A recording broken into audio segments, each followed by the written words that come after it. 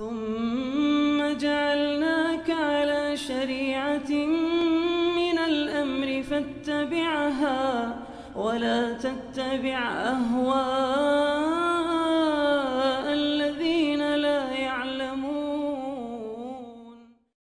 Yang pertama, Assalamualaikum. Waalaikumsalam. Bagaimana hukumnya kalau melewati suatu kuburan harus bersedekah dengan anggapan kawan, namun kita tetap tidak bersedekah, namun beberapa saat kami ada yang musibah dalam perjalanan. Jika kita kaitkan dengan tidak bersedekah, bagaimana hukumnya? Baik, pertama perlu diketahui bahwasannya manfaat dan mudarat itu semua datang dari Allah Subhanahu wa taala. Ya, dan Allah Subhanahu wa taala yang menentukan segala sesuatunya. Ya, bahkan daun yang jatuh di tengah hutan itu merupakan ketetapan yang telah ditetapkan oleh Allah. Dan tidak ada satupun makhluk dari makhluk Allah Subhanahu wa taala yang berserikat dengan Allah di dalam pengaturan alam semesta ini. Iya. Ini yang pertama. Kemudian yang kedua, apa yang dilakukan oleh sebagian orang yang mereka memberikan sejumlah uang kepada makam dan kubur dengan maksud dan tujuan agar dia bisa diberikan keselamatan. Ini dia telah menjadikan sesuatu yang lain yang bisa memberikan manfaat dan mudarat selain Allah Subhanahu wa taala.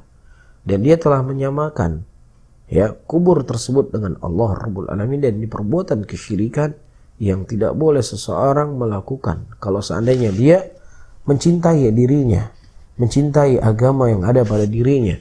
Karena bukan ini kalau dia meyakini hal demikian, kubur ini yang menyelamatkan saya di jalanan saya, maka dia bisa keluar daripada Islam.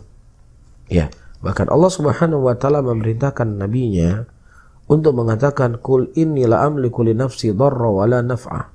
Katakanlah Muhammad, sesungguhnya aku tidak mampu pada diriku sendiri untuk menghilangkan mudarat dan juga tidak bisa memberikan manfaat.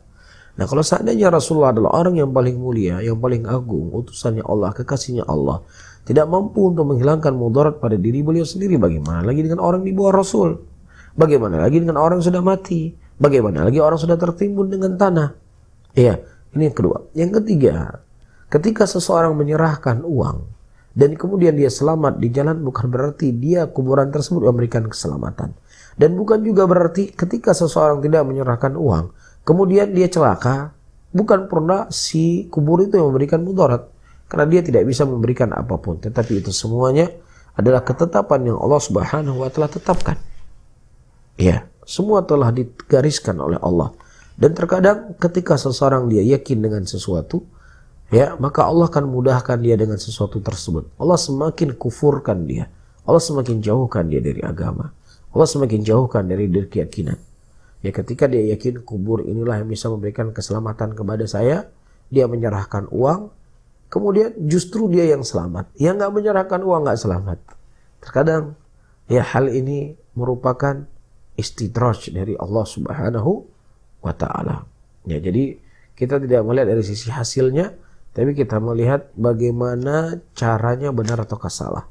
Karena hari ini ada orang dia cari rezeki dengan cara yang halal, tapi kiri-kiri terus, nggak pernah kaya.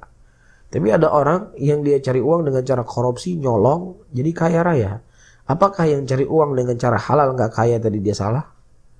Ya, atau yang cari uang sebaliknya, orang yang jual narkoba jadi kolong merat terkaya jadi benar? Ya enggak.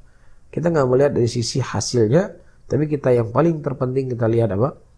Bagaimana cara dan metode yang dilakukan tersebut. Wallahu a'lam bishawab.